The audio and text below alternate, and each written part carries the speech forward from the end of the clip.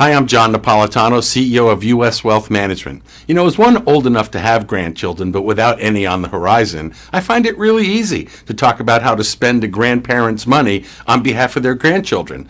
They want to do it anyway. But one of the more popular areas where grandparents like to invest in their grandchildren is for education.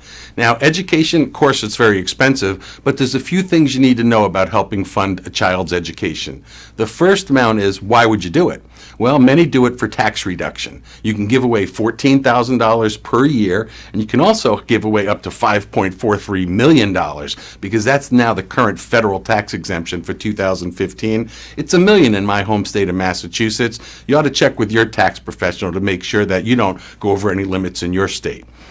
A common way to do this is through funding a 529 account. 529 accounts, again, you can do $14,000 a year, or you can do what's called super funding and roll up as many as 5 years of 529 accounts in one shot. That's a pretty good deal.